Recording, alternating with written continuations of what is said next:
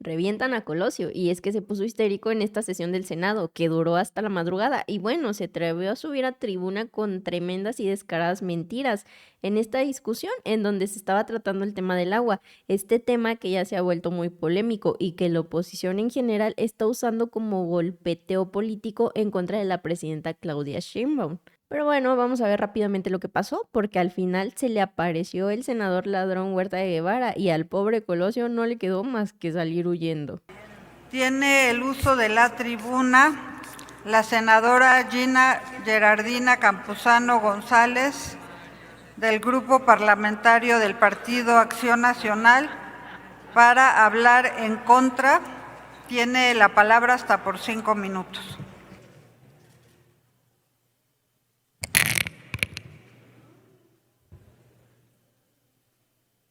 Con su venia, Presidenta.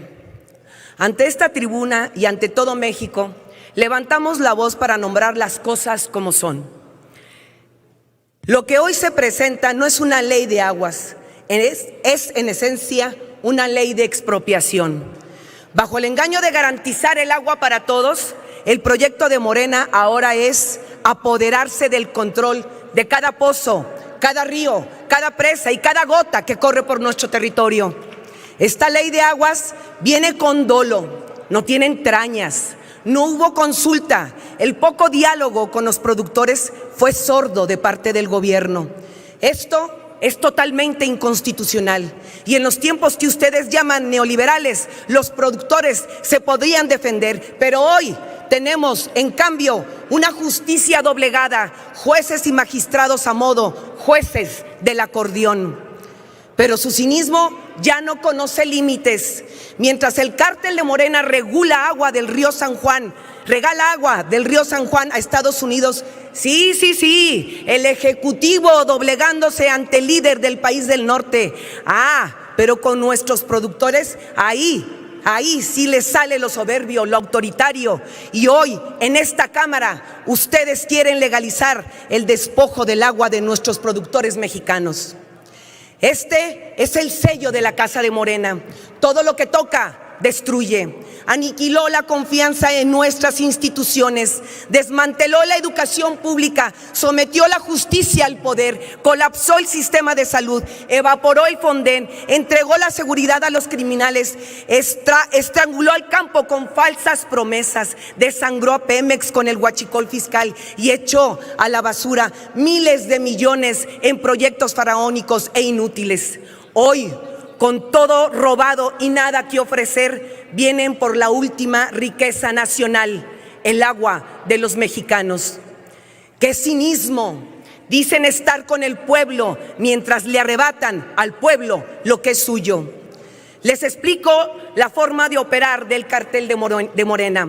Productores con su propio esfuerzo y recursos construyeron pequeñas presas de captación de lluvia, bordos de abrevadero y lo hicieron sin un solo centavo del gobierno.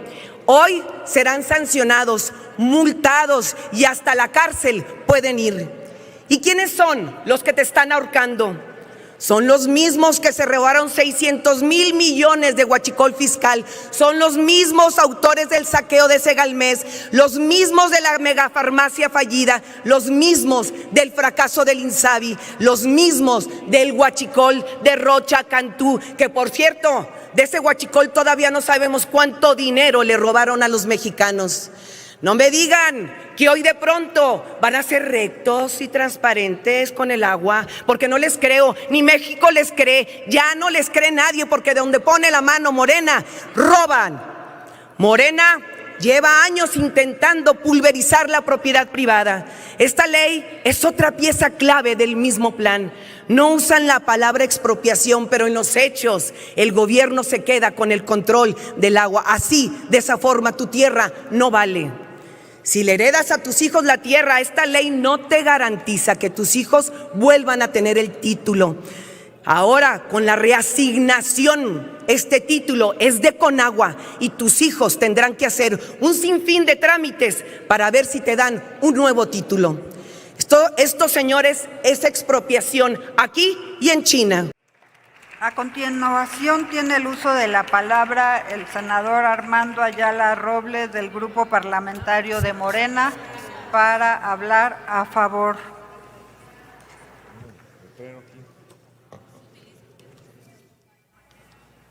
Tiene la palabra por 5 minutos. Muchas gracias. Con la venia de la presidenta, al pueblo de México y al pueblo de Baja California. Amigas y amigos senadores, los legisladores de la Cuarta Transformación hemos evidenciado los falsos discursos de la oposición que buscan confundir y engañar al pueblo para recuperar o mantener sus privilegios. Como ya los perdieron, pues ya están desesperados porque se les van a acabar muchos negocios. A pesar de todas sus calumnias, nosotros seguiremos legislando para proteger los recursos naturales y la seguridad alimentaria. Hoy es un día histórico para México. Hoy discutimos 2 ordenamientos legales que protegen el recurso más preciado, el agua. Gota a gota, el agua se agota. Por eso, cuidemos el agua. Primero, cumplimos con el mandato pendiente desde el 2012. Por ello, aprobaremos la Ley General de Aguas, reglamentaria del artículo 4, para garantizar el derecho humano al agua. Esta minuta acabará con los privilegios de acaparamiento del agua.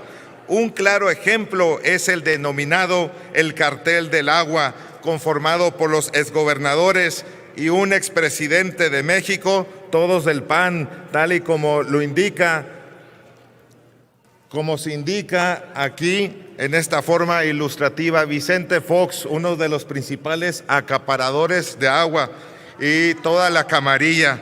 Ellos acaparan una veintena de concesiones en la zona del Bajío, como estados como Guanajuato, Querétaro, Jalisco y Aguascalientes, empezando por el expresidente, que le dieron una concesión hasta como de 3 millones de metros cúbicos. Esta reforma contiene reglas claras para la federación, estados y municipios.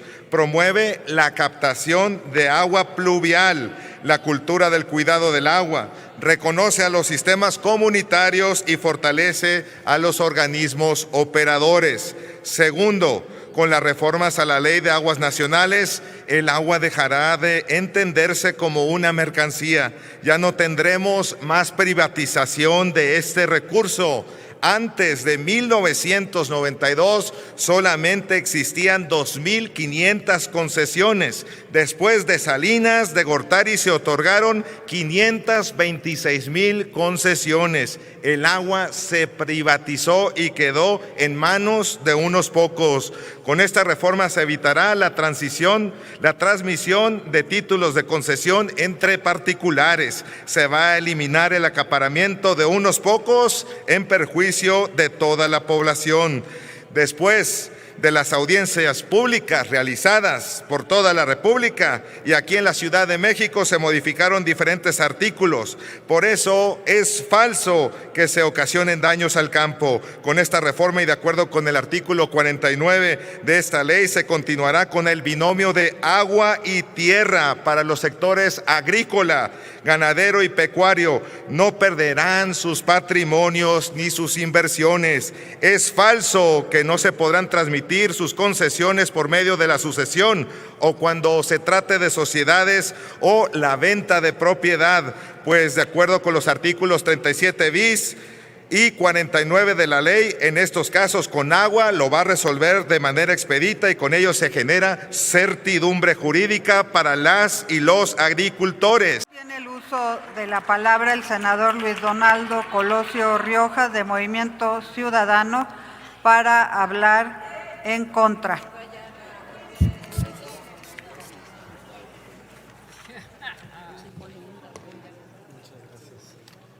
Gracias, presidente. Antes de entrar al fondo, hay que decirlo con claridad. Ninguna legisladora o legislador, ningún presidente o presidenta le corresponde deslegitimar la manifestación. Cuando es pacífica, cuando es respetuosa, cuando es legítima, venga de donde venga. Es una mala señal que como parte de este debate se descalifique la movilización de quienes están defendiendo su trabajo, su patrimonio, y la comida que llega a la mesa de México. Porque si hoy el tema de agua está aquí, si hubo cambios y si hubo mejoras, no fue por voluntad espontánea del poder, sino porque la sociedad organizada salió a exigir lo que le corresponde. Y es profundamente lamentable que haya tenido que hacerlo bloqueando carreteras, bloqueando calles para poder ser escuchada. En una democracia funcional, nadie debería de suspender su vida para que el gobierno haga lo mínimo que le corresponde, que es escuchar. En Movimiento Ciudadano estamos y estaremos siempre a favor del derecho humano al agua y también del lado de quienes producen alimentos, de quienes generan empleo, de quienes sostienen regiones enteras de este país. Y como muestra nuestra propuesta de la Ley General de Aguas. Pero es precisamente por ser congruentes que no podemos acompañar esta minuta en sus términos. Se queda corta para cumplir lo que promete. Abre la puerta a más control gubernamental sin contrapesos reales. Abre la puerta a más trámites sin capacidades. Abre la puerta a más incertidumbres para el campo mexicano. Y lo reconozco con honestidad.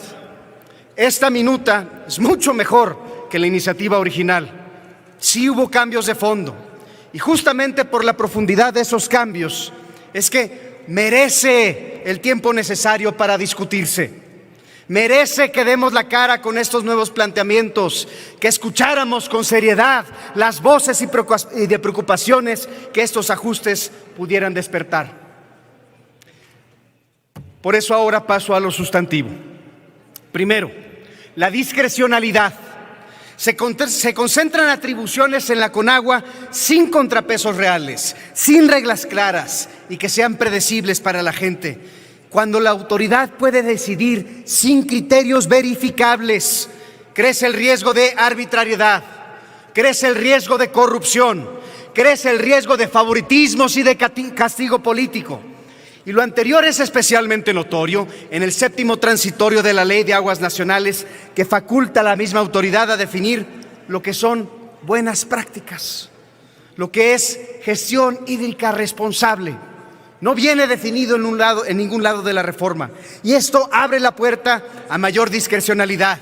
El agua no puede administrarse con incertidumbre, porque la incertidumbre se traduce en escasez, se traduce en crisis y también se traduce en corrupción. Segundo, se le cargan más responsabilidades a la Conagua sin fortalecerla en presupuesto o capacidades. Si le imponemos más tareas sin recursos, lo que vamos a lograr es más lentitud, más cuellos de botella y más poder discrecional en la ventanilla. Tercero, la falta de certidumbre para producir. El campo vive de temporadas. El campo vive de créditos, vive de inversión en tecnificación, vive de planeación multianual. Esta minuta introduce incertidumbre en la reasignación de derechos, en mecanismos que sustituyen la transmisión de volúmenes. Esa incertidumbre desincentiva la inversión, desincentiva la tecnificación, frena proyectos productivos, complica la compraventa de tierras, pone en duda el futuro de regiones completas. Y cuarto, la consulta indígena. El artículo 2 constitucional es clarísimo, compañeras y compañeros. Reconoce el derecho de pueblos y comunidades indígenas a ser consultados de manera previa, de manera libre, de manera informada, cuando una decisión legislativa puede afectarles. Y eso no ocurrió aquí. No hay un proceso serio que lo acredite. Y para empeorar las cosas, la minuta intenta evadir el punto diciendo que todo se resolverá en la futura ley reglamentaria del artículo 2, una ley cuyo plazo constitucional, por cierto, venció desde marzo pasado para poder ser expedida. La Constitución no se pospone, la consulta no es cortesía, es obligación. Incluso la Suprema Corte ya ha invalidado normas por esta omisión. No hacemos caso, no hemos aprendido de la lección. Concluyo, Presidenta. Compañeras y compañeros, esta minuta debía ser una oportunidad para ordenar el agua con justicia.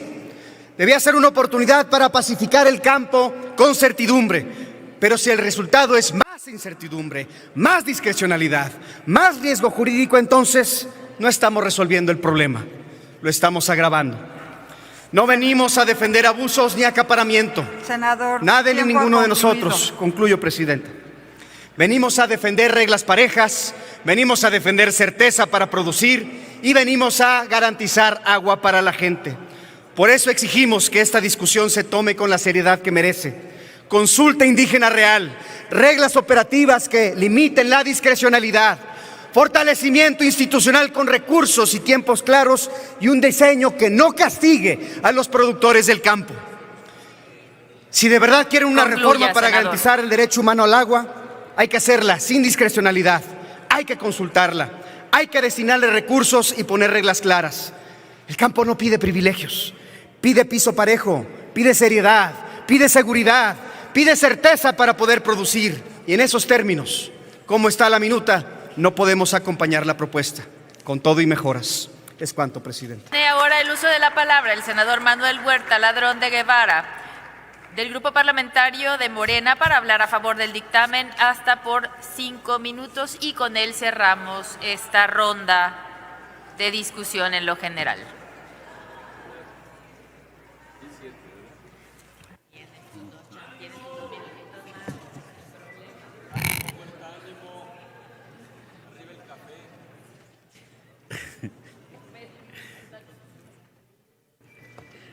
Desde el intento de la moción suspensiva fue como esas peleas que en el primer round hay un knockout, ya no más mentiras.